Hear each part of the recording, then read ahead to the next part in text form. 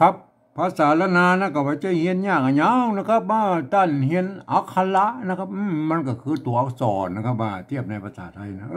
เฮียนไม้มันก็คือสระนะครับเห็นไหม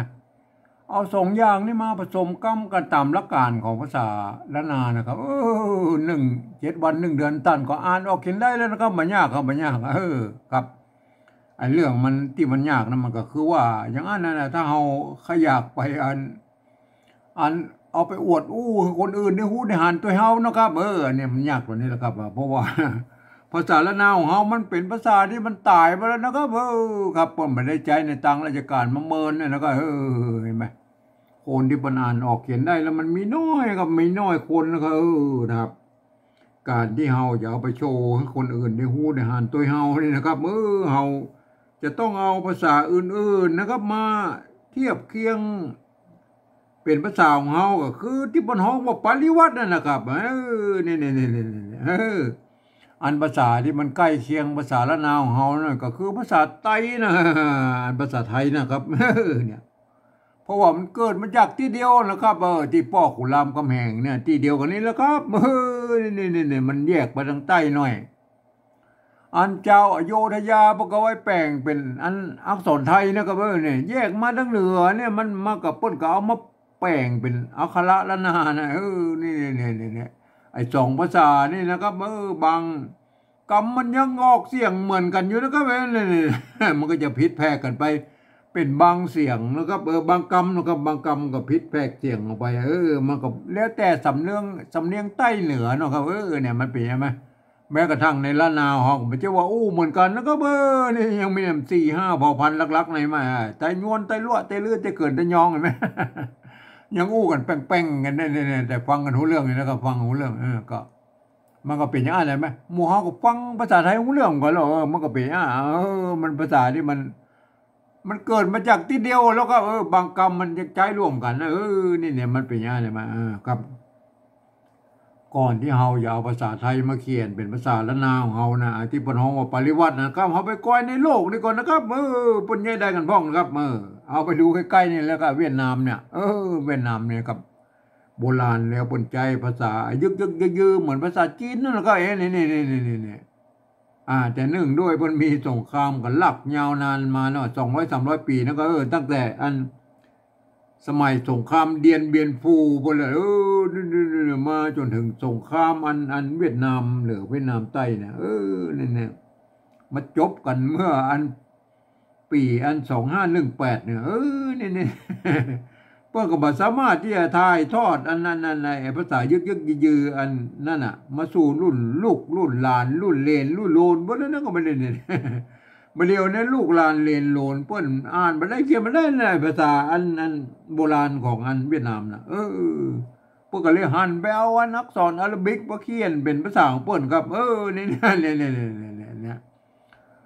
แล้วเปิดใส่จุดใส่หมวกใส่ขีดไอ้มั่วสะบ้าสะเป้นะเพื่อให้มันได้ตามเสียงของภาษาเวียดนามบ่น่ะไอ้จุดหมวกขีดไอ้อย่างนั้นมันก็คือวรรณยุกต์นั่นแหละครับก็เป็นสร้างเครื่องหมายขึ้นมากำกับไว้เนี่ยมันเป็นยังไงมั้ยของเฮากันแนวทางก็คล้ายๆกันนะครับคล้ายๆกับเวียดนามเนี่ยเพิ่นยืมเอาภาษาอันอาราบิกมาเขียนเฮาก็ยืมเอาภาษาไทยมาเขียนครับเพื่อมันได้ตามเสียงของอันภาษาละนาของเฮาเฮาก็แล้วแต่เนาะเฮาจะปรับปรุงเปลี่ยนแปลงหรือปริวัติอย่างใดก็เป็นเรื่องของเฮานะครับเนี่ยมันเป็นไปอันมั้ยอันนี้นะเห็นมั้ยเฮาไปก่อนในยุโรปก่อนแล้วครับอันยุโรปนั่นน่ะอันอย่างเช่นฝรั่งเศสเยอรมันนะครับโปแลนด์ยูเครนรัสเซียอย่างพวกนี้นะครับโครเอเชียเนี่ยหรือยุโรปตะวันออกเนี่ยพวกใช้หลักการนั้นปริวัติภาษากันทั้งนั้นนะครับเพื่อจะเอาภาษาอาราบิกเนี่ยยืมเอาภาษาอาราบิกไปเขียนเป็นภาษาของเปิ้นครับแล้วไปใส่จุดก็มีนะ2จุดก็มีนะไม่บางทีก็มีหมวกแล้วหมวกปิ้นหมวกโครเอเชียมันหงายขึ้นนะปิ้นขึ้นอะไรมาอันนี้มันปิ้นกับไอ้หมวกเวียดนามนะหมวกเวียดนามมันเป็นกุ๊บหุ้มลงมันเป็นอย่างมันคนละลายไปคนละเพิกคนละลายเลยมันก็แล้วแต่ไผจะประดิษฐ์ก็หมายมาใส่นะครับอันเพื่อกำกับให้มันเป็นอันสัญลักษณ์ว่าอันนี้เสียงมันออกงี้เนอะมันเป็นอย่างนั้นคือลักษณะของปริวัติภาษานะครับ อันเฮาไปก่อยในอังกฤษแล้วก็นี่ไปมันลายแล้วเพิ่นจะเอาอันอักษรอาหรับิกก็ไปเขียนเป็นภาษาของเพิ่นแบบโล้นๆเนี่ยเลยเพิ่นบ่ใส่สักอย่างครับเนี่ยๆแล้วเพิ่นมีกฎเกณฑ์อยู่ว่านะเพิ่นบอกว่าพันเสียงไปเลยนะครับตามบริบทนี่คำเดียวแล้วเป็นอยู่ในประโยคคำถามก็เสียงแบบเนี่ยอยู่ในประโยคธรรมดาก็เสียงแบบเนี่ยนี่คือลักษณะของภาษาอังกฤษนะครับแม่เนี่ยมันก็คล้ายๆอันภาษาอันละนาวของเฮานะครับยุคต้นๆไอ้ที่มันเป็นภาษาละนาวของเฮาเนี่ยเปิ้นบ่มีไม่เอกไม่โทก็คือไม่เยาะไม่กดจ้างนั่นแหละก็ไอ้แม่เนี่ยก็พันกันเสียงกันได้หลายๆเสียงเหมือนกันเนี่ยอันนี้เนี่ยเป็นลักษณะของภาษานะครับการปฏิวัติภาษาเฮาจะปฏิวัตินั่นแหละก่อนที่เฮาจะเอาภาษาไทยเนี่ยมาเขียนเป็นภาษาละนาวของเฮานะครับที่เพิ่นฮ้องว่าปฏิวัตินะครับเนี่ยเฮาควรจะมีอัน กฎเกณฑ์นะหลักการนะที่มันคือมันเป็นศูนย์กลางอันของอันภาษาละนาวเฮาหน่อยนะครับไม่ใช่ว่าอัน10คนนะตั้งคนตั้งเอามาเนาะครับก็10ความคิดนั่นก็เอาภาษาไทยมาเขียนมันก็ได้อยู่10แบบนึงเนี่ยไม่100คนก็100ความคิดนึงเอามาเขียนอันก็ได้100แบบนึงมันเป็นยังไงมันก็แตกต่างไปเรื่อยๆนะถ้าเฮามีอันกฎเกณฑ์หรือหลักการที่เพิ่นตกลงกันไว้ว่านั้นเนี่ยเฮาก็เอามายึดถือเป็นศูนย์กลางนั่นก็การเขียนอันภาษาปริวัติละนาเฮามันก็จะใกล้เคียงกันหน่อยนะครับเห็นไหมผมเองนี่ผมใช้หลักการของสภาวัฒนธรรมมหาวิทยาลัยเชียงใหม่นะครับเปิ้นตกลงกันไว้ว่าอันอย่างนี้นะครับการที่เอาภาษาไทยนะมาสะกดเขียนเป็นภาษาละนาของเฮานะครับเปิ้นบอกว่าก็ทำได้อยู่3แบบหรือ3รูปแบบนะครับครับอันแบบที่1นะเพื่อเอาไว้สะกดเขียนบันทึกในหลักศิลาจารึกเอกสารสำคัญในโบราณนะเพื่อเอาภาษาไทยเนี่ยไปสะกดเขียนเอามาทุกอักขระนะครับทุกไม้นะครับทุกเครื่องหมายแล้วก็แม้กระทั่งไม้กงไม้กังไหลเพิ่นบ่เว้นเลยนะครับเพื่อเอามาหมดนี่นะครับอันนี้เป็นการปฏิวัติอันภาษาแบบละเอียดนะครับละเอียดยิบเลยนะครับเปิ้นมือตกหล่นเลยอันนี้ครับเฮาบ่ยุ่งเฮาบ่อู้ถึงอันรายละเอียดแล้วก็มาวิธีการอย่างต่างๆนะเฮาอู้แค่เฉพาะอันหลักการของเพิ่นบ่ได้นะก็เนี่ยโอเคแล้วก็เฮาบ่ได้ใจเฮามาใจแค่แบบที่2นี่นะก็เห็นมั้ยเฮามาดูแบบที่2นี่เลยแล้วก็แบบที่2เพิ่นว่าอีนะครับเพิ่นบอกว่ายืมมาอักษรไทยนะครับไปปรับเทียบเพื่อเป็นอักขระละนาตะบนปูนนี่แล้วก็ประกอบกรรมขึ้นมากับแบบภาษาไทยผสมผสานกันไปนะครับเห็นมั้ยบางครั้งไม้หรือสระมันบ่ตรงมันตัดกันนะของไทยของละนาเนี่ยมันบ่เหมือนกันนะก็เพิ่นก็บอกว่าบูรณะกำศัพท์คือหน้าตามันออกแบบไทยๆนะก็แต่เวลาอ่านนั้นเราต้องนึกถึงว่าอันนี้เป็นอักขระละนานะครับเห็นมั้ยอย่างเงี้ยอย่างตัวนี้เห็นมั้ยนี่ท่านเห็นว่าเป็นตัวฮอฮีบนะครับแต่เวลามันประกอบในอันภาษาปริวัติแบบที่2เนี่ยท่านต้องนึกถึงว่าอันนี้เป็นตัวฮะนะครับนี่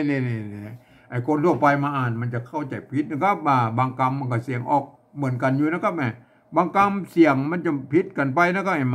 มันจะเผลอเจิดจ้าแล้วคนทั่วไปเฮาไปอ่านในแบบที่3พุ่นน่ะเดี๋ยวเฮาอุ้มคำไหนแม่เนี่ยอันนี้มั้ยเฮามาอู้แบบที่2นี่ก่อนนะครับอันนี้เนี่ยเพิ่นบอกว่ายืมเอาอักษรไทยไปเทียบปรับเทียบนะครับไม่ใช่เทียบเฉยๆนะปรับเทียบเลยนะครับเอาปรับเทียบเมื่อมันเป็นอักขระละนาตะบนปุ้นเนี่ยแล้วประกอบกรรมขึ้นมากับแบบภาษาไทยนะแต่เวลาอ่านนั้นท่านต้องอ่านเป็นอักษรละนาแล้วก็เนี่ยมันเป็นยังไงมั้ยเฮาไปดูว่าไปตัวไปเลยนะก็ไอ้มั้ยกับเฮาไปดูเป็นตัวแล้วอันนี้ตัวละนะครับนั่นเนี่ยตัวหะกัมตัวละเนี่ยมันไอ้ตัวละเนี่ยมันมีอันตัวละเนาะครับปกติมันตัวละน่ะละญะญะละวะสหละอังเนี่ยมันเป็นตัวเศษนอกวรรคนอกกันในภาษาบาลีแล้วเราบอกเขียนเป็นภาษาชาวบ้านมันว่ามีตัวอันตัวละเป็นอักษรต่ำแล้วอันเนี่ยมันบ่มีตัวอักษรสูงพวกเอาตัวละมากั้มไอ้นี่อันตัวหะเนี่ยมันเป็นอักษรสูงเป็นตัวละนะครับเห็นมั้ยตัวละตัววะตัวงะเห็นมั้ยเนี่ยมันเป็นอย่างนั้นมามันสร้างเป็นอักษรอักษรสูงนะเห็นมั้ยเนี่ยตัวนี้มันเป็นอักษรสูงแล้วเห็นมั้ยเป็นอักษรสูงแล้วตัวละเนี่ยมันเป็นอย่างนั้นนั่นเห็นมั้ยก็เอาห่อลอนะห่อลอก็ตัวละนี่ก็ห่อลอนี่แหละก็ห่อลอเนี่ยเห็นมั้ย อันไม่กงเนี่ยไม่กงก็คือไม่โกะลดรูปนี่อันตัวง่าสะกดเปิ้นความจริงแล้วไม้อยู่บนมันอันต้องอันสะกดอยู่ตรงลุ่มนะครับเนี่ยอันเนื่องด้วยว่าอันตัวละเนี่ยตัวละเนี่ยถ้าเอาตัวสะกดมาไว้ทั้งลุ่มนี่นะครับมันจะไปเติกอันนี้เนี่ยไม่กี่อันยังอยู่บรรทัดต่อทั้งลุ่มเนี่ยเห็นไหมมันจะหวั่นกันแล้วก็เพราะฉะนั้นพวกเอาอนุโลมไปไว้ทางบนเขาไปอนุไปอันภาษาโบราณก่อนแล้วก็นี่ภาษาโบราณเพิ่นไหวได้แล้วก็เนี่ยอันนี้ตัวละมันเนี่ยอันโบราณพวกก็เก่งกันอีมันเนี่ยเห็นไหมกะตัวกะละหงเป็นอันเป็นตัวคอนะก็ไอ้นี่คิ้วเห็นไหมเนี่ยมันตัวมันตัวข้างหน้ามันมีหิวตัวนะมันห่างกันไปมันตัวจ้านะครับจ้าคิ้วนะก็จ้าคิ้วกับตะคิ้วนั่นแหละก็ไอ้จ้าคิ้วดุกจะคิ้วดุกมันก็คือไอ้ปวดในดุกนั่นจะคิ้วดวกจะคิ้วดุกอันเอาหญ้ารับมึนเนี่ยหญ้ารับมึนเนี่ยมึนเนี่ยแม่รับ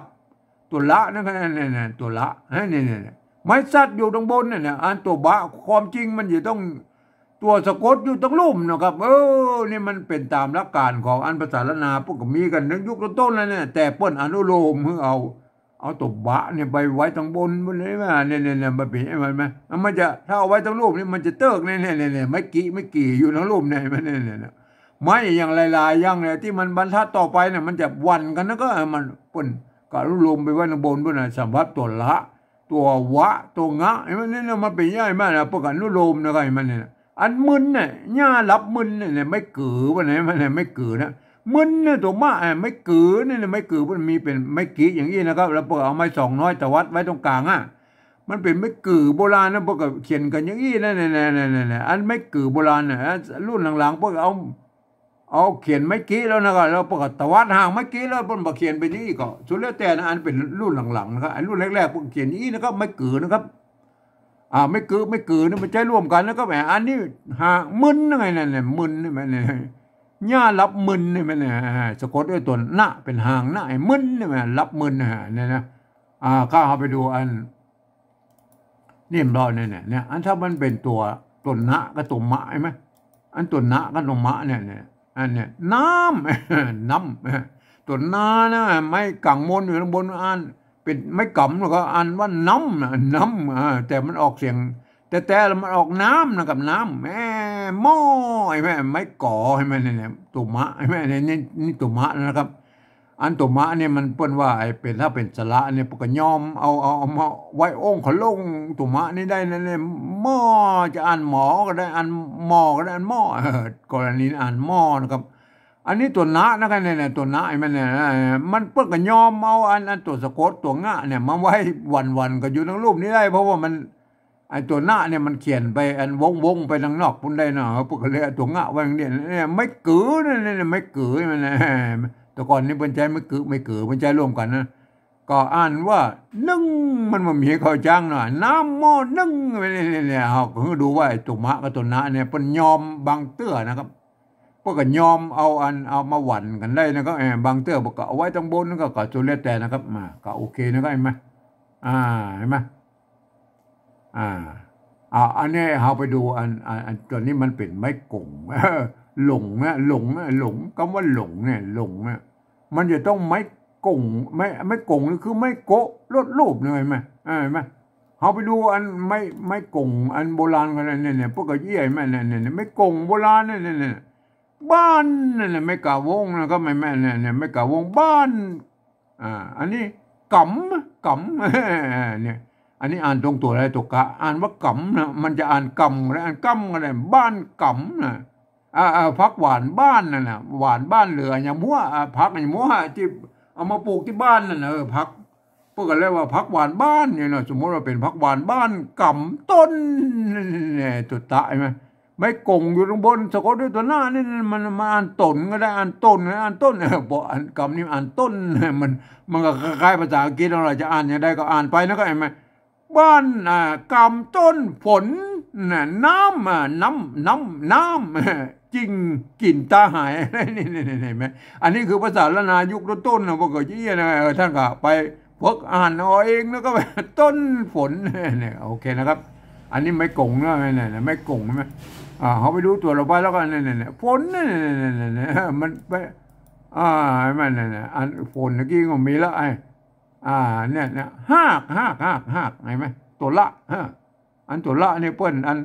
ไม่กะเนี่ยมันไม้ซัดเนี่ยมันเป็นไม้กะอยู่ทั้งลุ่มนี่เลยไหมไม้กักไม้กะแทนตัวกะอยู่ทั้งลุ่มนี่อ่านว่าหากนะครับแม่ถ้าไทยเป็นรากนะครับตัวละนี่มันใจร่วมกันแล้วก็ไอ้ไทยละนาน่ะถ้าไทยเป็นรากนะครับอันเมืองก็หากอันนี้มันจะอ่านสมก็ได้อ่านส้มเป็นหากส้มนะมากอันนี้ก็ไม่กะไม่ซัดแต่อันตุกะอยู่เลยอ่านว่ามากนะหากส้มหมากนาวหมากนาวไอ้แม่นี่หมากนาวฝนนะเจ้าเป็นปอมกินตาหายนี่ฝนนี่แม่ไม่กงนะครับอันนี้ไม่กงนะเพราะนั้นเขาก็ดูแล้วนะก็ไอ้แม่เขาก็หูแล้วนะก็ไอ้แม่เขาก็ไปดูอันนี้เนี่ยอันนี้คือไม่กงคือไม่โกะรูปนะหลงอะไรเนี่ยอันถ้าเป็นแบบที่หนึ่งพวกเอาไม่กงมาด้วยนะก็อันนี้เขาแบบที่สองเขาเอาแค่นี้ก็พอเอาหน้าตาแบบไทยๆน่ะหลงนะก็หลงนะครับหลงนี่เขาบูรณะกำซับนะครับเขาบูรณะกำซับก็คือเขาบอกเอาไม่กงมานะครับเอาเทียบมาแล้วเทียบมากับจริงนะครับเห็นไหมแต่ไม่กงเขาบอกเอามาตัวเพราะว่าอันเขาเอาคือหน้าตาแบบไทยๆกับหลงพอดีภาษาไทยพวกกันลงเหมือนกันนะครับเพิ่นออกเสียงเหมือนกันก็แล้วแต่อันตัวนี้ล่ะตัวตะนะครับไอตัวตอน่ะในภาษาไทยเพิ่นมีอันตัวตะกับตัวภาษาไทยเพิ่นมีอันตัวตอตัวเดียวนะครับภาษาละนาเพิ่นมีตัวตอเพิ่นมี2ตัวนะครับเห็นไหมตัวตะกับตัวตะน่ะตัวตะเป็นอักษรสูงนะตัวตะนี่นะเป็นอักษรต่ำนะนี่ไอเสียงสามัญเนี่ยเพิ่นใช้ตัวตะนะครับตั้งเนี่ยไม่ใจไม่กะวงใช่มั้ยสะกดด้วยตัวง่ายรู้มั้ยตั้งเนี่ยไม่กะมันจะวงบ่วงบ่ก็สระอานั่นแหละครับเห็นมั้ยตัวง่ะเนี่ยตั้งเนี่ยตั้งเห็นมั้ยตั้งเนี่ยเฮาไปดูอันไม่กะวงไม่กะน้อยอันโบราณก่อนแล้วก็เนี่ยเห็นมั้ยอันที่ไม่กะวงเนี่ยเพิ่นใจได้อยู่อย่างอี้นะตัวบะเห็นมั้ยอันนี้ตัวบะเฮาไปเจอเนี่ยมากนะครับมากบ้าคือจุ่งจะลิงไงไหมเนี่ยมากนะมากใช่ไหมมากกี้ละไอ้ตุ่มะไม่กาไม่ซัดนี่มันแทนตุกะอยู่ทุกรูปนี่อ่านว่ามากอันนี้บาก็ได้อ่านบาก็ได้บ้าก็ได้เป็นมากบ้านะครับเครือมากบ้าเครือจุ่งจะลิงไงไหมไอ้เครือใช่ไหมมันถ้าเป็นยองแล้วก็อ่านเคอนั่นก็เคออันนี้เปิ้นก็ตัวไปก็อ่านเครือจุ่งเนี่ยจุ่งจาลิงไอ้จุ่งเนี่ยจุดจะไม่กุนี่เห็นไหมเปิ้นเอาอนุโลมมาตรงงะไปสะกดไว้ทั้งบนพวกก็ได้ไหมเนี่ยจุ่งจาใช่ไหมจุ่งจาลิงเนี่ยตัวจะมันตัวจะมี2ตัวมันมีกับจุ่งกับจานะพวกก็เลยผสมกันเป็นยี่ไหนจุ่งจาลิงนี่เป็นยี่นะเครือหมักบ้าตัวบะไม่กะวงนะไม่กะวงไอ้ตัวบะนะครับเห็นไหมมันมีไม้ขอจ้างก็บอกอ่านว่าบ้าสมัยนั้นมันมีไม่เยอะไม่ขอจ้างนะครับท่านก็อ่านไปตัวต่อไปแล้วก็อันนี้เนี่ยไม่อันไม่กล่าววงได้ตัวบะไปตัวนั้นแล้วก็เห็นไหมอันตัวที่2เนี่ยไอ้ตัวท่าเห็นไหมตัวท่าไม่กล่าววงอันนี้เนี่ยท่าตุกับท่าท่าตุจักเนี่ยตัวจะเนี่ยไม่ซัดตัวเดียวพวกเราเขียนไม่ซัดตัวเดียวมาบ่ต้องใส่ตัวกะอยู่ในรูปนี่นะพวกอันนี้มันเป็นไม้กักตัวนะไม่ซัดตัวมั้ยการว่าทาตุจักอันนี้อันไข่นั่นมันถ้าจะเป็นตัวขะหางยาวนะไอ้ตัวขะหางยาวนั่นขะหางยาวนะอันนี้มั้ยสมัยนั้นไข่เพิ่นก็เขียนตัวขะหางยาวก็ได้แล้วก็ไข่อันนี้ไอ้เนี่ยดองเหล้าเอาอย่างนี้ก็ว่าไปนะก็อันนี้ทานะครับทาตัวทะนะครับตัวทะโอเคนะครับตัวต่อไปแล้วครับตัวต่อไปตัวต่อไปอันนี้เรียกตัวกะนะครับเห็นมั้ยกะละโฮงนะกะละโฮงเนี่ยกะละโฮงกะละโฮงนี่เปิ้นอ่านตัวกะละโฮงนี่อันเปิ้นอ่านเป็นเสียงคอนะคานะคาใช่มั้ยจะอ่านคาก็ได้อ่านคาก็ได้อ่านคาก็ได้อ่านคานะเนี่ยเสียงเนี่ยเสียงเห็นมั้ยยาเสียงคาอย่างก็ว่าไปนะยาเสียงคายาเสียงคาเนี่ยยาตัวยาใช่มั้ยยาเสียงคาแดงอย่างก็ว่าไปนะก็เนี่ยอันนี้ตัวคะตัวกะนะครับตัวกะละโฮงอ่านเป็นเสียงคอนะคานะอ่านว่าคานะอันเนี่ยอัน ได้3ตัวแล้วนะครับไม่เก่าวงนะตัวที่4แล้วครับตัวที่4อันนี้นี่สวัสดนั่นน่ะสวัสดกถานี่สวัสดกถาอันนี้ตัวตะนะก็ไม่เก่าไม่เก่ามันก็เสมือนว่ามีอันจะอ่านเต้าได้อันเต้าก็ได้มันเป็นอย่างอ่านได้3เสียงนะอันเต้ากรณีนี้อ่านว่าเต้านะครับอันนี้ตัวว่าไม่เก่าโบงจะอ่านว่าก็ได้อ่านว่าก็ได้อ่านว่าก็ได้นะกรณีนี้อ่านว่านะเต้าว่า3เครื่องปู่จามหาอุปคุตเนี่ยมันเป็นไอ้แม่นั่นเนี่ยเต้าว่านะครับเต้าว่าใช่ไหมตัวว่านะครับได้4ตัวแล้วนะครับไม่กล่าววงเลยอันตัวที่5แล้วก็เนี่ยตัวที่5ก็คือไอ้ตัวตะนะครับแม่เนี่ยเห็นไหมอันตัวตะใช่ไหมบดใช่ไหมบดกับน้ำนึ่งเป็นปั๊มไอ้ปะใช่ไหมปะมี2ตัวนะพวกเรากับใส่ไม่2น้อยนะก็ไอ้นี่เห็นไหมเป็นตัววิเศษเป็นปั๊มเปลือกขามฝนตกตา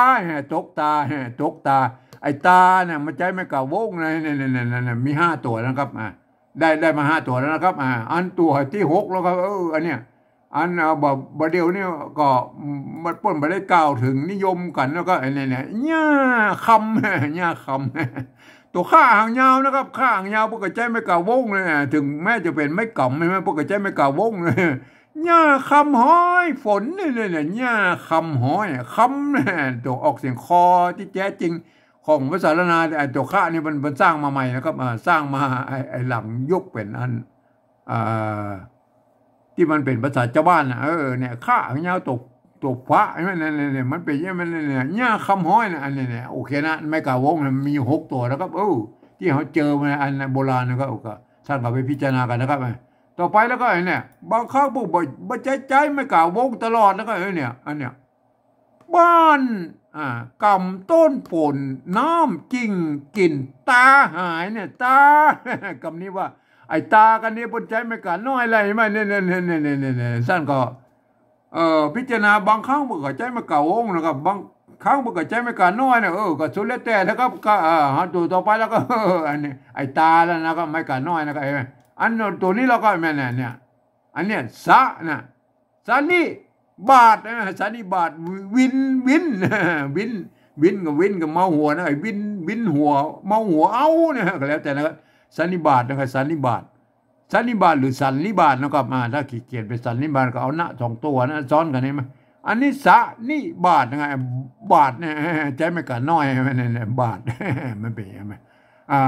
ท่านจะใจไม่กะน้อยใจไม่กะวงมันก็บ่มีไว้ว่าแล้วก็โบราณพวกใจนะครับก็อันสุดแล้วแต่แล้วครับเอาหูแล้วนะหูแล้วไม่กะวงไม่กะน้อยแล้วก็ท่านอันนี้ไม่กะวงไม่กะน้อยเขาก็สระเนี่ยอันนี้ตัวตะเนี่ยยืมตัวทศหันมาเป็นตัวตะอ่านว่าตังนั่นอ่านว่าตังไม่ใช่ทางแล้วก็อันนี้หรออันนี้คืนนี่มันตัวข้าเนี่ยตัวข้าอ่างยาวกับหันตะกี้เราเพิ่นสร้างกันมาแล้วในสมัยนั้นเห็นไหมตัวข้าอ่างยาวเพิ่นเอามาเป็นเสียงคอนะครับอันตัวนี้เพิ่นอันยืมตัวคอคนมาเป็นตัวนี้นี่อันไม่กือนะครับไม่กือเห็นไหมอันนี้ไม่กือเนี่ยไอ้ไม่กือโบราณเนี่ยเพิ่นเพิ่นเอาเขียนไม่กี่อย่างนี้นะครับเห็นไหมแล้วเปิ้นเอาไม้2น้อยแต่วัดไว้ตรงกลางนั่นนะครับอันนี้คือไม่กือต้นแบบของโบราณแล้วบ่เขียนกันอย่างนี้นะครับเห็นไหมแล้วเปิ้นมีอันไม่กือเนี่ยมันใช้ร่วมกันนะครับอันโบราณเห็นไหมน้ำมันนึ่งความจริงประเดียวนะมันใจอันไม่กือนะครับนึ่งไม่เสียงสั้นอย่างยาวเปิ้นผสมละเปิ้นเอาอันเนี้ยเอาไม่กืออันเดียวนี่แหละเห็นไหมอันสะกดด้วยนะคืนนักอ่านว่าคืนน่ะไม่กือสระเนี่ยตัวหน้าเห็นไหม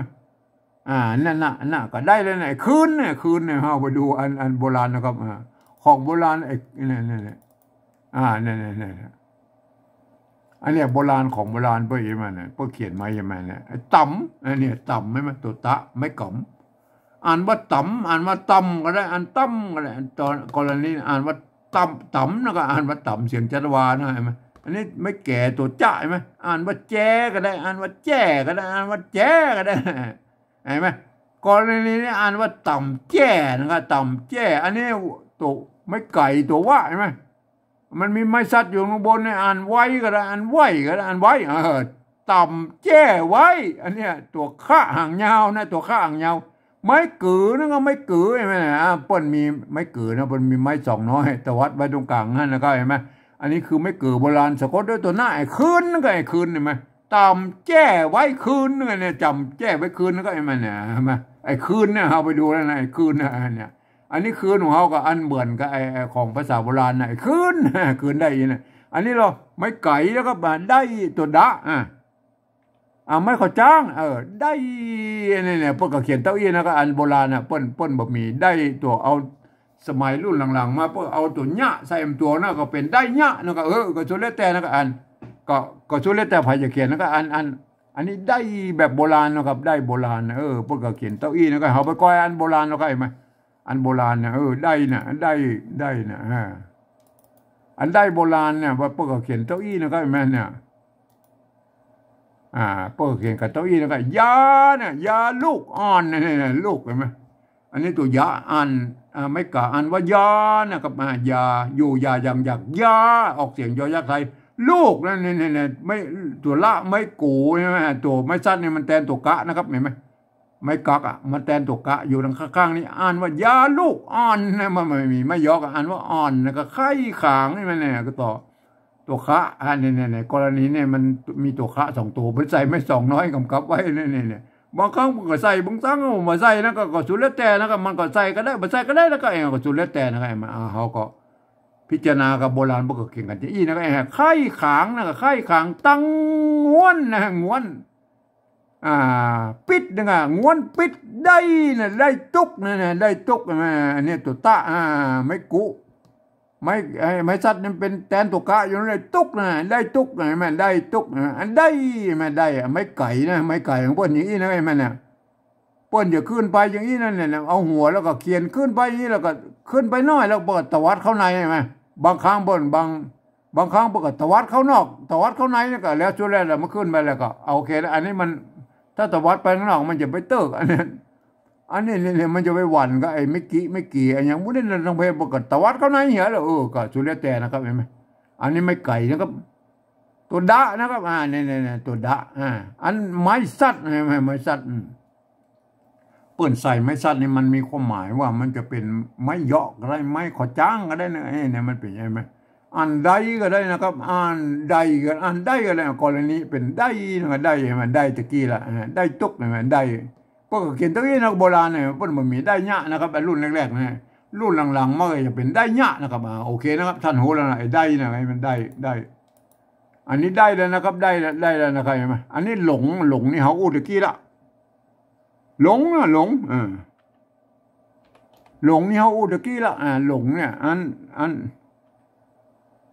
หลงเฮาอู้ตะกี้ไอ้หลงเนี่ยเฮาบูรณะคำศัพท์นะเฮาเอาไม่กงมาตัวบูรณะคำศัพท์กันโอเคแล้วอันตัวต่อไปละไม่ไก่ตัวจ้านะมันเป็นอักษรสูงอันว่าใจเสียงจารวานะมันจะใจนะใจเนี่ยนะไม่ไก่ตัวจ้าเนี่ยตัวจ้าเนี่ยอ่านว่าใจนะก็อ่านว่าใจนะอ่านว่าใจนะไงมันอ่านว่าใจ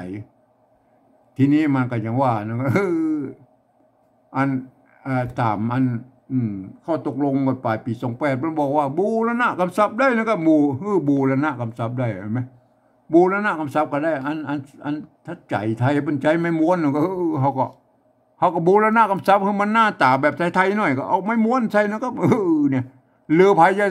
ใจอันไม้มาลายก็ได้ก็สุดแล้วแต่นะมันก็บ่ผิดอย่างนะครับแต่เอาตามอันข้อตกลงปลายปี28ของสภาวัฒนธรรมเปิ้นว่านะครับเปิ้นว่าบูรณะคำศัพท์ได้เขาก็เอาอีแล้วก็เอาหน้าตาแบบไทยๆหน่อยก็ใจนะก็ใจเนี่ยใจเนี่ยเขียนว่าใจนะอ่านว่าใจนะเนี่ยมันเป็นบูรณะคำศัพท์แล้วครับเนี่ยเห็นไหมคือหน้าตาแบบไทยๆนะครับเวลาอ่านท่านลองอ่านแบบเป็นภาษาละนาไม่ไก่ตัวจะไม่ใช่ว่าสระไอตัวจอจานแล้วก็แม่มันเป็นยังไงท่านลองนึกว่ามันเป็นอันไม่ไก่ตัวจะอ่านว่าใจมันเป็นยังไงคืนนี่เขาอู้ตะกี้แล้วเนี่ยตัวข้ายืมตัวข้อคนมาเป็นตัวข้านะไม่เกือซะเลยไม่เกือตัวหางหน้ากับนอนหนูมันเนี่ยคืนอันนี้ตัวยากนะเนี่ยอันนี้ตัวยากนะครับอันมันเป็นอักษรอันนอกวรรคในภาษาบาลีนะกะคะกะคะงะจะยะ ตาทาตาทานะตาตาละละนะนะอันนี้ก็พม่าอย่างก็ว่าไปแล้วก็เนี่ยมันมีอยู่5 วรรคนะมันมีเศษดอกวรรค8 ตัวญะละวะสหละอังไงมันญะนั่นตัวญะเนี่ยมันออกเสียงย่อนะก็เสียงยอยักษ์ไทยนะไอ้ไปเลยเปิ้นก็เอาตัวอันนี้เนี่ยตัวญะเนี่ยเปิ้นมันบ่มีนะครับแต่ฝรั่งเปิ้นสร้างนะครับเปิ้นยืมเอาอักษรอาราบิกมาเขียนแล้วก็บางอันประเทศนะบางประเทศเปิ้นก็สร้างอักษรใหม่ขึ้นมานะครับเพื่อให้มันได้จำเสียงของเปิ้นแล้วก็นี่อันของเฮามันคนเฒ่าเปิ้นยืมเอานะก็เปิ้นยืมเอาตัวยอยักษ์มาเป็นอันนี้เนี่ยยืมเอาตัวเอายอยักษ์นี่มาเป็นตัวญะนี่แล้วก็เป็นนี่เวลาอ่านท่านเราอ่านเป็นยอยักษ์ไทยยอยักษ์ละนานะอันนี้เนี่ยอันนี้เนี่ยเวลาอ่านนะอ่านเป็นยอยักษ์ละนาน่ะยากแล้วไงไม่กะตัวกะอันนี้มันนี่มันยากแล้วมันยากตัวไอ้ตัวญะเนี่ยนะเปิ้นเอายืมตัวยอยักษ์มาเทียบมาแล้วก็เป็นยากนะยากไอ้แม่เนี่ยคืนยากเนี่ยคืนยากใช่มั้ยเฮาไปก่อยอันโบราณก่อนแล้วก็ผมเชื่อว่าอันเฮาต้องแยกมันถูกนะครับแยกให้ถูกนะอันตัวยอยักษ์ละนากับยอยักษ์ไทยน่ะมันเป็นยี่มันเนี่ยห้างเนี่ยไงห้างเนี่ยตัวละเนี่ยไม่กาสะกดด้วยตัวง่ะอย่างลุ่มเนี่ยมันจะอันห้างก็ได้ห้างก็ได้ห้างก็ได้เนี่ยไอ้มาอันตัวละเนี่ยมันเปิดใจร่วมกันนะครับในภาษาไทยภาษาละนาภาษาไทยมันออกร้างนะอันภาษาละนาเขาออกห้างนะมันร่วมกันแล้วครับอันภาษาอันไทยละนาเนี่ยมันเกิดมาจากที่เดียวกันแล้วกับบางกรรมมันก็ยู่เหมือนกันอยู่แล้วบางอันนี้มันเขียนเหมือนกันแต่มันเสียงมันต่างกันไปได้นะก็เห็นไหมอ่านว่าห้างเย็นนะเย็นนี่ไหมตัวยะอันนี้ยอยักษ์ไทยละออกเสียงยอยักษ์ไทยละอยู่ยาอย่างอยากเย็นนะแม้กระทั่งเย็นไม่ใช่ตัวยะมันเย็นนะไม่ใช่เย็นนะเย็นไม่เกตัวยะสะกดด้วยหางหน้าอ่านว่าเย็นงาจ้างนอแฮดนอแฮดเห็นไหมอันถ้าไทยกับนอแรดนะครับอันนี้นอแฮดนอแฮดเข้าเยิงนะเข้าเยิงนะเข้าเยิงตัวญะนะครับเนี่ยตัวญะมันเนี่ยอันไม่เก๋ไม่เกือเนี่ยมันใจร่วมกันนั่นแหละเยิงเนี่ยอันตัวนี้มันเป็นอันเป็นสระหรือไม่เก๋นะก็เยิงนะยอนะก็ยอคือดูตัวยอเนี่ยเยิงเนี่ยพอเขียนว่าตัวญะเนี่ยมันออกเสียงยอยักษ์ละนานะเยิงนะอันนี้เนาะอยนี่มันออกเสียงยอยักษ์ไทยก็เย็นใช่ไหมเนี่ยเย็นเยิงใช่ไหมเนี่ยท่านก็ไปพิจารณากันได้เย็นกับเยิงเนี่ยเย็นนะครับเห็นไหมท่านจะไปริวัดอย่างไรเย็นกับเยิงเนี่ยนะถ้ามาดูแล้วกันเนี่ยเย็นใช่ไหมก็มันเย็นเนี่ยเย็นใช่ไหมมันเป็นอยนะครับเย็นอันนี้เยิงนะเยิงใช่ไหมเยิง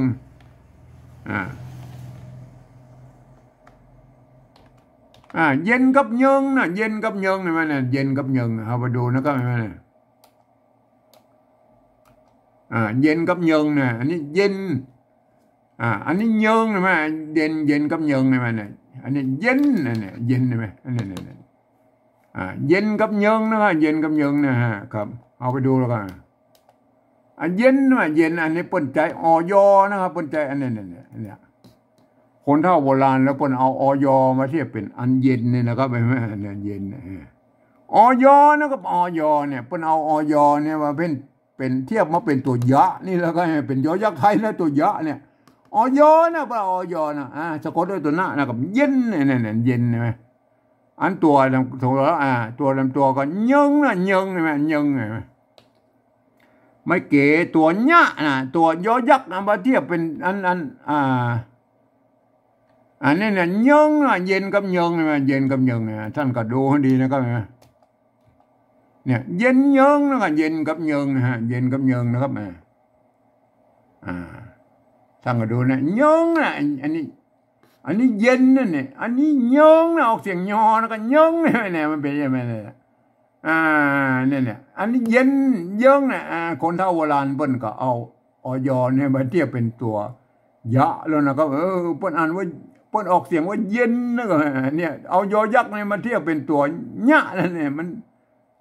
เยิงเนี่ยเปิ้นบ่สร้างอักษรใหม่มานะครับแบบเปิ้นใจเทียบเอานะครับตั้งแต่โบราณแล้วเฮาก็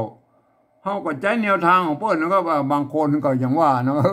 เอาเย็นไทยมาใส่อีโลเนี่ยเอาเย็นอีโลเนี่ยเขียนอีโลอ่านว่าเย็นเนอะแล้วอย่าอ่านว่าอะไรเขียนนี้อ่านว่าอะไรอ่านว่าเยิงเยิงมันไม่ใช่แล้วครับมันเยิงนะครับภาษาละนามันเยิงนะเยิงเนี่ยมันเนี่ยเยิงนะไหมถ้าอ่านว่าเยิงแล้วก็อันนี้อ่านว่าอะไรอ่านว่าเย็นเนี่ยก็ซับซ้อนกันไปหมดนะครับผมเองผมมาซับซ้อนนะเพราะผมเอาตามคนเฒ่าโบราณเป็นว่านะครับเปิ้นเอาอยเนี่ยไปเทียบเป็นตัวยะแล้วนะตัวยอยักษ์ไทยแล้วปนานว่าเย็นนะเนี่ยอันนี้ปานว่าเยิงนะเนี่ยมันเป็นยังไงท่านโปรดเข้าใจท่านก็ไปแยกกันนะทูนะอันนี้ยากนะอันนี้ยากเห็นไหมอันนี้ตัวยากตัวยะนะครับเห็นไหมอันนี้พวกก็เอายืมเอาตัวยอยักษ์มาเป็นตัวยะแล้วก็อ่านเนี่ยก็เขียนว่าอ่านว่ายากนะครับไม่ใช่ยากนะครับเห็นไหมอ่านว่ายากมันเป็นยังไงท่านก็ไปแยกกันนะทูนะครับแยกกันนะทูนะครับยอยักษ์ไทยกับยอยักษ์ล้านนานะครับท่านก็ไปแยกกันถูกนะครับยอยักษ์ไทยกับยอยักษ์ล้านนานะครับอันก็อย่างว่านะครับก็ประเดี๋ยวนี้ก็เขียนมันอันปริวัติอันเนี้ยเรื่องปริวัติเนี่ยมันไผจะเขียนอย่างได้ก็ไผก็บอกว่านะครับบอกว่ามันแบบมีกฎเกณฑ์อย่างในเตี้ยนอนเนี่ยก็ได้อ่านก็ได้แล้วครับอ่านก็ได้เลยอันนี้คือภาษาปริวัติแบบที่2นะได้นะครับได้นะครับเห็นไหมเนี่ยอันนี้แบบนี้นะควรจะหมู่เฮาเจ้าละนาควรจะยึดถือให้เป็นซื่อกลางของอันภาษาปริวัติละนานะครับแบบที่2เนี่ยหลักการของสภาวัฒนธรรมมหาวิทยาลัยเชียงใหม่ก็ออกมาเป็นกลางๆแล้วนะครับเพื่อให้มันเฮาได้ใจกันนะครับถ้าเฮาเขียนกันอย่างนี้นะครับแล้วท่านเวลาอ่านนั้นท่านก็อ่านไปตามสำเนียงของท่านจะเป็นไตยวนไตลั่วไตลื้อไตเขินไตยองกับท่านก็ไปอ่านไปตามสำเนียงนะครับอันนี้มันเขียนได้เลยนะครับแต่ท่านก็อ่านไปตามสำเนียงของท่านนะครับแม่ก็อ่านกันว่าอีนะครับอ่านว่าอีนะไงไหมอ่านไว้เนี่ยอ่านอันนี้แบบอ่านแบบสำเนียงเชียงใหม่ไตยวนนะครับก็จะเป็นอย่างอี้นะหันว่าเป็นตัวละตัวตะนะตัวขะหางยาวตัวดะมันเห็นเป็นอันภาษาละนาแล้วก็อ่านว่าอีนะครับลงตังคืนได้เสียงโทพิเศษได้ลงใจคืนยาก มันเป็นอย่างนี้อันนี้คือสำเนียงเชียงใหม่อันไตยวนก็มันอย่างว่ามันภาษาอันอย่างไตลื้อนะครับไตลื้ออันลำปางแป้นน่านปะเยาพุ่นก็เพิ่นก็ออกเสียงอย่างหลงเสียงจัตวาเพิ่นหลงอันหลงนี่อันหลงมันเสียงอันไตยวนเพิ่นออกหลงยาวๆนั่นเสียงจัตวาเนี่ยอันไตลื้อตั้งอันลำปางแป้นน่านเพิ่นไอเสียงจัตวาอย่างเพิ่นออกเสียงสั้นๆนวลๆก็เพิ่นจะต้นมันก็มันเสียงมันก็เป็นจัตวานั่นแหละก็เห็นมั้ยปลายๆมันม้วนกันไปเสียงตีบ่หน่อยหลงมันหลงมันสั้นๆนวลๆน่ะหลงมันเป็นอย่างนั้นมันก็แล้วแต่อันแล้วแต่สำเนียงน่ะอันถ้าเป็นยองแล้วก็หลงมันหลงตั้งหลงยังก็ว่าไปหลงตั้งยังก็ว่าไปน่ะอันยองพวกก็ไปอย่างนั้นเห็นมั้ยมันก็ไปทำลายนั่นแหละก็ฟังกันเรื่องออกมันได้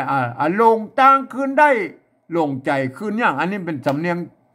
เชียงใหม่ไตยวนก็โอเคนะครับเห็นมั้ยอันนี้คือปริวัติภาษาละนาแบบที่2นะครับแล้วภาษาปริวัติแบบละนาแบบที่3นั่นอันตามหลักการของสภาวัฒนธรรมมหาวิทยาลัยเชียงใหม่นะเพิ่นบอกว่าอย่างนี้นะครับหลักการเพิ่นเห็นมั้ยเพิ่นบอกว่าฟังเอาเสียงภาษาละนาทั้งบนปูนี่ล่ะเปิ้นเปล่งเสียงออกมาอย่างใดนะครับเปิ้นเปล่งเสียงออกมาอย่างใดก็คือเสียงกับอู้นะครับนะก็เอาภาษาไทยเขียนไปจะนั่นนี่ๆๆเปิ้นก็โอเตยนะครับโอเตยแต่พวกก็ลืมกึดไปนะครับว่าอันภาษาไทยมันเป็นระบบ5เสียงนะครับอันภาษาละนาของเฮามันเป็นระบบ6เสียงนะครับไม่เนี่ยมันเป็นคนละระบบกันนะครับการเขียนมันใกล้เคียงกันก็จริงมันแยกไปทางใต้หน่อยเปิ้นอันทางใต้นะพวกก็สร้างไม่เอกไม่โทไม่ตีไม่จัตวามาใส่นะครับเพื่อไม่ได้ตามเสียงเปิ้นเห็นมั้ยอันมาทางเหนือหน่อยมันเปิ้นเอาแยกออกไปเป็นอันอักษรสูงอักษรต่ำเนี่ยแยกกันเยาะกันซัดนี่มันนี่เห็นมั้ยแยกกันใส่ไม่เอกไม่โทเนี่ยมันก็เลยได้ออกมา6เสียงเนี่ยอันละนาไทยมันมีได้5เสียงได้มั้ยกากะเนี่ยอันภาษาละนามัน กามันเพิ่มกามันตัวไอ้กเนี่ยมันไม่ไอ้กานะมันบ่มีนะครับในภาษาไทยนะเสียงโทพิเศษทั่วเมืองเนี่ยกาได้เจ้าเนี่ยมันบ่ได้นะมันในภาษาไทยเพิ่นบ่มีนะเพิ่นก็เลยบ่สร้างวรรณยุกต์ท่านก็ไปปฏิวัติเอานะครับปฏิวัติเอาก็คืออันตามแนวทางของเวียดนามนะไปใส่จุดใส่หมวกใส่ขีดสมมติสะเปะผมเอาแค่เอาจุดประดับไว้นะไอ้เสียงโทพิเศษนะไอ้ตัวอื่นๆก็สะกดไปตามนั้นนะก็เห็นไหมก็ยกเว้นอันเสียงจัตวาเนี่ยบางคำมันอาจจะผิดอันหลักการของภาษาไทยน้อยนะก็เพิ่นบอกว่าสระเสียงสั้นเพิ่นบ่สามารถที่จะใส่ไม่เอกไม่โทไม่ตีจัตวาได้นะเขาก็บ่สนแล้วเขาก็งดเว้นไอ้บางคำไอ้หลักการบางคำเขาก็บ่เอามานะก็ของภาษาไทยเนี่ยเขาก็เอามาตัวอักษรแล้วก็ไอ้หลักการไอ้บางอย่างนะครับที่มันประกอบกรรมได้มันก็ว่าไปนะบางอย่างเขาก็ยกเว้นไปนะไอ้เสียงจัตวานะก็เห็นไหมก็เฮามาตอนนี้เฮามาอู้เป็นตัวเลยนะครับภาษาละนาเพิ่นออกหลงไอ้ตัวแรกเนี่ยหลงนะครับหลงอันแบบที่2นี่เราประกาศหลงนะหลงไปเอาเฮาบ่พอทั้งบนละรับตายแล้วก็รับตายเอาหลงไทยใส่แล้วก็หลงเอาสะกดเขียนหลงมันได้เต้ากันหลงเต้าอะไรมั้ยอันนี้เต้ากันมั้ยบางมันภาษาไทยภาษาละนาบางคำมันก็เหมือนกันอยู่แล้วครับออกเสียงเหมือนกันนะเพราะว่าหยังมันเกิดมาจากที่พ่อกุลามกำแหงที่เดียวกันนี่แหละครับมันเดิมทีบนใจอักษรพระขามนะครับนี่เนี่ยพ่อกุลามกำแหงมันกระจายล่วงเอามันสมัยนั้นไปใจหนังสืออันตัวสื่อพระขามนะครับอันไปทางใต้อโยธยาพวกเอาตัวสื่อพระขามเนี่ยไปพัฒนาเป็นอักษรไทยนั่นแหละมาทางเหนือหน่อยพวกเอาตัวสื่อพระขามเนี่ยพัฒนามาเป็นอักขระละนาเนี่ยมันแยกกันเป็นอย่างนี้ดูครับอันสำเนียงกะมู่บางกำมันก็เหมือนกันไอ้หลงเนี่ยมันเจ้ากันใช่ไหมเนี่ยมันเป็นไหมไหมก็ท่านก็นี่ตัวต่อไปแล้วครับตัวต่อไปอันนี้อ่านภาษาละนาเพิ่นออกตังนะต่อนะตังเนี่ยเพิ่นออกเสียงตังเนี่ยแม่นตังเนี่ยอันนี้ตัวตะนะครับบ่อ่านว่าตังนะทีนี้เฮาบ่พอทั้งบนว่าเอาตังเนี่ยตังนี่มันต้องเอาต่อเต่าเขียนนะตังเนี่ยแม่นตังเนี่ยแม่ตังไม่สระอาใส่ตรงงูใส่ประการนั่นเลยตังได้เลยตังเนี่ยตังเสียงสามัญใช่ไหมตังใช่ไหมเนี่ยตังเนี่ยตังแล้วนะครับใส่ไม่เอกตังใส่ไม่โทตังใส่ไม่โทตังเสียงโทปกตินะใส่จุดไปตังหน้าตังอันนี้ตังนะครับตังดูตังอันนี้หน้าตังเนี่ยไอ้ใจไม่ตีตังใจไม่ตีตังเนี่ยใจไม่ตีเสียงตีได้ไงเนี่ยอันใจไม่จัดว่าตังเนี่ยตังเนี่ยได้กูเสียงนะพันไปผมเนี่ยอันถ้าเขามาใส่อย่างนี้มันก็ตังอยู่แล้วนะก็เขาก็เอาตัวเดียวลงตังเนี่ยได้นะลงตังเนี่ยได้นะครับเห็นไหมคืนไงคืนเห็นไหมคืนเนี่ยอันนี้คืนก็เนี่ยคืนอันนี้ก็คืนเอาคืนได้ใช่แล้วก็เขาบอกพอทั้งบนแล้วเอาคืนใส่เปิ้นเอาคอควายมาเขียนแล้วก็ไอ้คืนเนี่ยเห็นไหมเนี่ยคืนก็ได้อันนั้นเนี่ยคืนเห็นไหมต่างกับคืนเนี่ยปริวัตินะครับปริวัติคือมันได้เสียงตามมันภาษาละนาตะบนปุ้นนี่ก็คืออย่างนี้เห็นไหม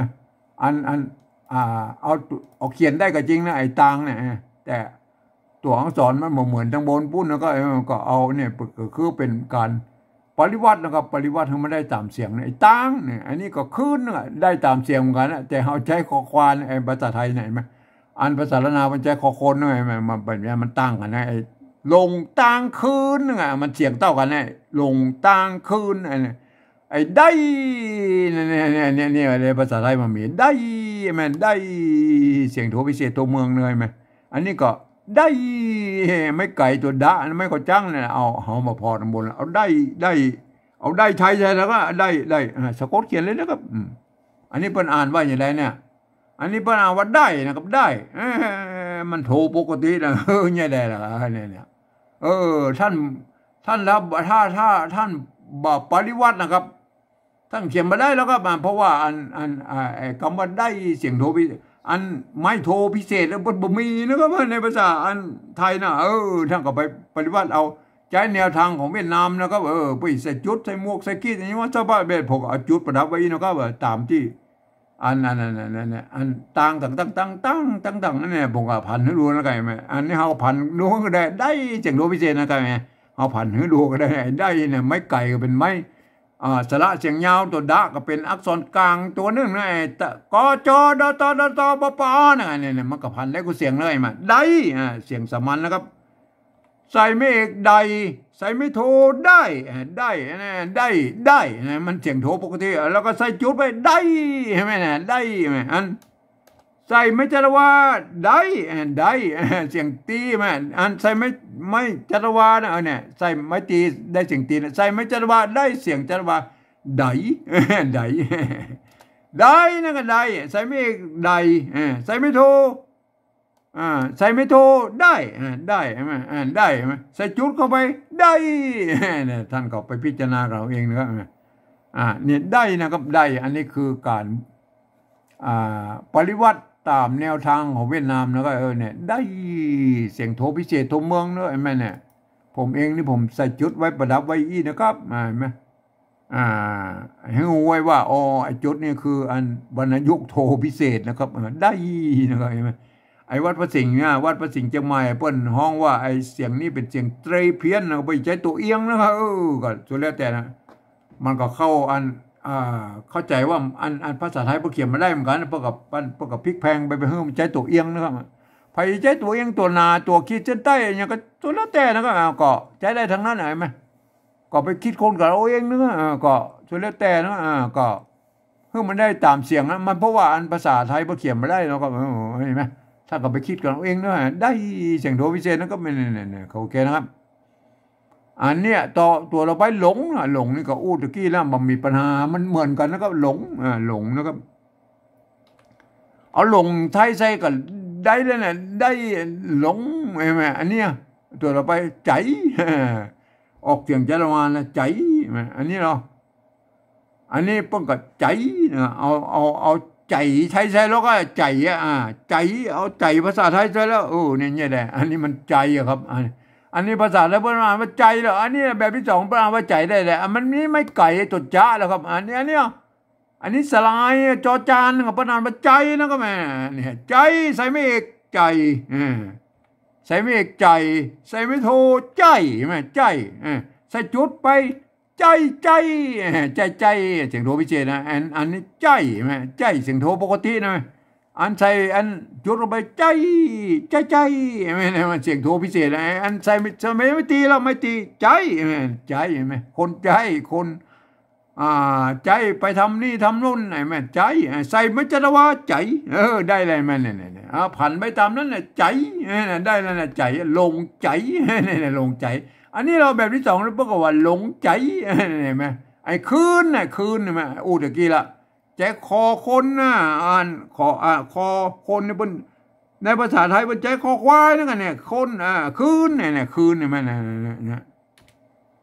คืนนั่นก็แม่ไอ้ใจก็คืนนี่ก็ปริวัตินะครับปริวัติคือมันได้ตามเสียงของภาษาละนานตำบลพูดอะไรเนี่ยใจก็คืนเนี่ยใจนะใจก็คืนอันตัวต่อไปแล้วครับตัวสุดท้ายเนี่ยอันภาษาละนาเพิ่นออกเสียงยอยักษ์แบบละนานะอันมันยากนะครับยากเห็นไหมอันนี้เพิ่นเอายอยักษ์ไปเทียบไปเป็นยอยักษ์ละนาแล้วเนี่ยเพิ่นก็อ่านว่ายากนะก็ยากเห็นไหมอันเอาบ่พอทั้งบนเวลาเอาภาษาได้เขียนหรอเนี่ยเพิ่นบ่มีตัวย่อแล้วครับในภาษาไทยแล้วเพิ่นอ่านว่ายากนะยากเนี่ยนะจะประดิษฐ์ขึ้นมาใหม่บ่อักษรเมื่อเปิ้นยืมมาตัวยอยักษ์ไปเป็นตัวญะแล้วเขาก็อนุโลมนะก็อนุโลมเอาเขียนอย่างนี้ละแต่อ่านมันไปเป็นอันแบบที่สองนี่เป็นตัวญะนะก็มันเป็นใช่ไหมอนุโลมนะก็เขาก็ขีดเส้นใต้ให้บ่อยน้อยนะก็ขีดเส้นใต้บ่อยน้อยว่าอันนี้หมายความว่าอันอ่านไปแบบ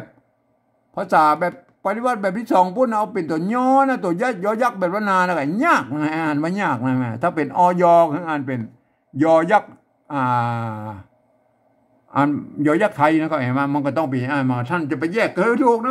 ก็ส่วนเดียวแต่นะ อันนี้มันหมายความว่าอันตัวยอยักษ์นี่มีขีดเส้นใต้นี่ก็คืออ่านออกเป็นเสียงยอยักษ์แบบละนานะก็เนี่ยนะยากไงนั่นแหละครับครับการปริวัติภาษาละนาวันนี้ก็ได้แล้วนะก็ไอ้แม่สำเนียงเชียงใหม่แต่ยวนนะก็ไอ้แม่เนี่ยมาเป็นอย่างนี้ไหมครับถึงแม้ว่าท่านจะเป็นฝรั่งมังค่าลูกที่ไหนมานะครับท่านเรียนภาษาไทยมาเรียบร้อยแล้วท่านก็อ่านไปตามหลักการของภาษาไทยเกือบทุกประการ มันเกือบมันหมดมา100%ก็ไอ้ไหมมันมีข้อยกเว้นอยู่ว่านะครับมีข้อยกเว้นอยู่ว่าอันคำที่มีจุดอย่างนี้เนี่ยคือออกเสียงโทพิเศษโทเมืองแล้วก็ไปเนี่ยมันเป็นยังไงเนี่ยเสียงโทพิเศษได้มันเป็นยังไงคำที่มีไม้จัดว่ายิ่งออกเป็นเสียงจัดว่านะครับไอ้ใจมันเป็นยังไงคำที่เป็นอยเป็นพยัญชนะต้นเห็นไหมคืออ่านเป็นยอยักษ์ไทยนะก็อยู่ยาอย่างยากยากเย็นอย่างยากเย็นยืนอย่างมันนั่นเห็นไหมอันถ้าเป็นอันกรรมที่เป็นตัวยอยักษ์เป็นพยัญชนะต้นเนี่ยอย่างเอี้ยเนี่ยอ่านเป็นอันเสียงยอยักษ์แบบละนานะยากยงยอมยินอย่างมั่วว่าไปเลยนะแม่ก็อันภาษาละนามันก็มีหน้าไอ้ตัวยอยักษ์เนี่ยไหมตัวหญ้าเนี่ยพวกก็ตัวยอยักษ์มาเทียบเป็นตัวหญ้าแล้วอันนี้มีขีดเส้นใต้ความหมายของไว้ว่าเป็นอ่านออกเป็นเสียงละนานะครับไม่มาครับถ้าท่านหูหลักการอ่านอย่างอี้แล้วล่ะท่านอ่านไปนะครับท่านก็จะได้สำเนียงเชียงใหม่แต่ยวนไปเลยนะครับอ่านไว้อี้นะครับลงตังคืนได้ลงใจคืนยากคืนยากใช่ไหมนี่คือสำเนียงเชียงใหม่แต่ยวนใช่ไหมอันนี้มันก็เขียนกันได้อี้นะครับน่าจะเขียนกันได้อี้นะครับท่านก็เอาไปพิจารณากันนะครับสำหรับไตหรือไตลวดไตเกินไตยองนะท่านก็ไปคิดค้นเอาเองแบบที่3นะท่านจะเขียนอย่างไรก็เป็นเรื่องของท่านนะครับอันแบบที่2นี่หมู่เฮาควรจะใช้ร่วมกันนะครับจะเป็นไตยวนไตลวดไตลื้อไตเกินอย่างนั้นมันควรนั้นหลักการเนี่ยแล้วมันควรจะเอาไว้เป็นกลางไว้นะครับท่านก็ไปพิจารณากันนะครับก็อันแบบที่2เนี่ยครับท่านก็อ่านไปตามเขียนได้เหมือนกันเนี่ยแต่ท่านก็อ่านไปตามสำเนียงของท่านนะครับวันนี้จะอ่านแบบสำเนียงเชียงใหม่ตะยวนนะครับต้องหันว่าอันนี้เป็นตัวละตัวตะตัวคะนะตัวดะมันตัวจะมันเป็นภาษาละนานะครับเห็นไหมก็อ่านไว้อย่างนี้นะครับลงตังคืนได้ลงใจคืนยากอันนี้คือภาษาอันสำเนียงตะยวนเชียงใหม่แล้วก็สำหรับอันภาษาละนาทางบนเพราะส่วนใหญ่พวกก็เขียนได้เหมือนกันอย่างนี้นะครับส่วนใหญ่นะครับส่วนใหญ่มันก็ยังว่านะบางละนาของเขามันมีหลายเผ่าพันธุ์แต่ยวนแต่ลวดแต่ลื้อแต่เกินแต่ยองใช่ไหมพวกกระทายทอดกันมาตามสายพวกนั้นตั้งแต่โบราณเลยนะแม่มาจนถึงปัจจุบันท่านหันคนบนเขียนอย่างนั้นเขียนอย่างนี้ก็จะไปว่าบนนั้นเขาไปวิเคราะห์ไปตามมันภาษาละนาที่มันมีมาตั้งแต่โบราณแล้วก็เอามาผ่านมาพวกเขียนกันอย่างได้นั่นก็เขาก็มาเทียบกันได้นะครับก่อนสุดแล้วแต่นะมันก็เขียนกันได้หลายอย่างนะแต่มันอ่านได้กับป้อนะครับเห็นไหมบางคำป้นก็อย่างเอี้ยนะบางผิดเขียนผิดกับไปอย่างไอ้ตัวตังเนี่ยบางทีป้นเปิดใจไม่กล้าน้อยก็มีนะก็สุดแล้วแต่นะไอ้ตังเนี่ยมันไม่กล้าน้อยไม่กล้าวงหัวก็แสดงให้รู้แล้วนะมันใจได้บ่ได้นะก็โอเคนะครับลงตั้งเนี่ยยังขึ้นเนี่ยไม่กือเนี่ยบางที่ป้นก็ใจอันไม่กี้อย่างนี้นะแล้วก็ตวัดห่างเลยนั่นเนี่ยไม่กี้แล้วก็ตวัดห่างเลยบ่ต้องมาใส่ไม้200ไว้ตรงกลางนี่มันเนี่ยมันเป็นยังไงมันเนี่ยมั้ยตวัดห่างเลยมันก็เป็นไม่กือแบบนึงแถมแบบนึงที่วันละนายุคปลายๆมันก็ผันแปรมาแล้วก็ภาษาเนี่ยขึ้นเนี่ยมันเป็นยังไงได้บางครั้งได้เนี่ยป้นไอ้ยุคปลายๆโบราณยุคปลายๆเมื่อเอาตัวหญ้ามาใส่ตัวเป็นได้หญ้านะครับมาล้อเลียนมาจากบาลีนะครับมาล้อเลียนนะครับมาเที่ยวล้อเลียนไม่ใช่เป็นภาษาบาลีนะล้อเลียนมาจากบาลีนะก็ได้มันเป็นยังไงครับมันก็เป็นอย่างนี้นะภาษาละนาแต่วันนี้จะอ่านแบบสำเนียงเชียงใหม่ตะยวนนะครับอ่านว่าอย่างนี้นะครับลงตังคืนได้ลงใจคืนยากเนี่ยอันนี้คือสำเนียงเชียงใหม่ตะยวนนะครับวันนี้เป็นการปริวัติภาษาละนานะครับโดยยืมเอาโดยเอาภาษาไทยมาสะกดเขียน ที่เปิ้นฮ้องว่าปริวัตินั่นนะครับนี่นะแบบสำเนียงเชียงใหม่ไต้ยวนนะครับท่านเป็นตัวอย่างไว้นะครับถ้าจะเป็นเผ่าพันธุ์อื่นๆท่านก็ไปพิจารณากันนะครับครับควรจะเป็นอย่างอี้นะครับการปริวัติภาษานะครับไม่ใช่ว่าต่างคนต่างปริวัติเขียนกันมานะ10 คนก็ได้10 แบบนะครับอัน100 คนก็ได้100 แบบมันก็เพิ่มกันไปไงนะครับเห็นไหมครับถ้าเรามีอันนี้เนี่ยแบบที่2เนี่ยเป็นจุดศูนย์กลางไว้นะครับเห็นไหมก็มันก็จะใกล้เคียงกันหน่อยนะครับครับวันนี้ผมก็ขอบรรยายเพียงแค่นี้นะครับ